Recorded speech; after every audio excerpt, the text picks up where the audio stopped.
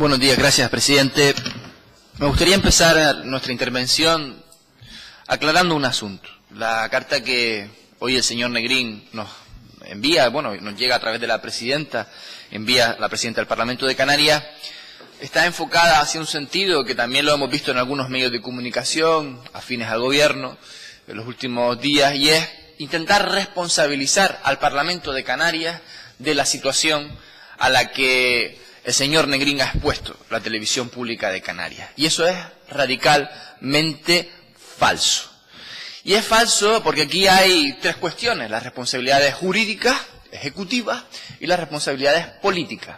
Sobre el Parlamento de Canarias solo recae la responsabilidad política. Y me permiten que voy a leer un informe que elaboró los servicios jurídicos de este Parlamento cuando nuestro grupo Podemos listó a elaborar un informe jurídico sobre la situación que estaba atravesando el ente público, y nos contestó lo siguiente, y le leo ya los puntos, las conclusiones finales.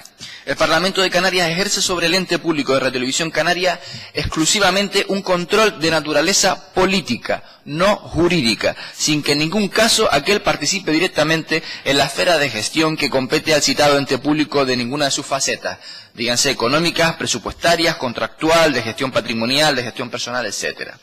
Por ello, en ningún momento la Cámara Legislativa Canaria puede actuar en calidad de órgano de supervisión o fiscalización jurídica respecto del desarrollo de las facultades de contratación pública que el marco legal atribuye en exclusiva y como reflejo de su autonomía funcional al ente público Radiotelevisión Canaria. Punto número 2.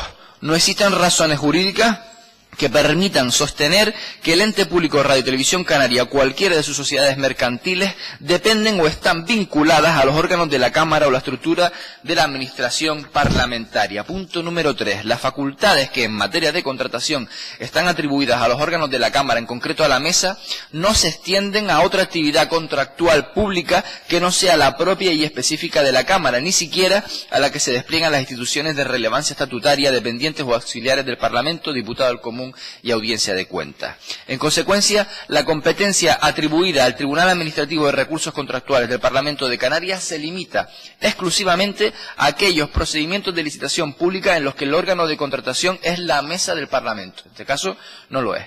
No pueden atenderse, porque dicen en el punto número 4, las solicitudes del Grupo Podemos relativas a la elaboración por el Servicio Jurídico de la Cámara de sendos informes relativos a cuestiones propias del ámbito material de contratación pública del ente Radiotelevisión Canaria. Esto desmonta absolutamente el intento que usted ha tenido esta mañana, el día de ayer, de intentar responsabilizar a este Parlamento de su desastre ejecutivo y jurídico al frente de la Radiotelevisión Canaria. Señor Negrín, es usted el que ha puesto en riesgo el empleo, el trabajo de sus trabajadores, el que ha puesto en riesgo que en julio se vayan a la calle, el que ha puesto en riesgo a esa familia con las que usted intenta parapetarse para intentar esconder su mala gestión. Por tanto, es bastante cínico que no solo haya puesto en riesgo a sus trabajadores, sino que además los intente utilizar para esconder sus miserias, señor Negrín.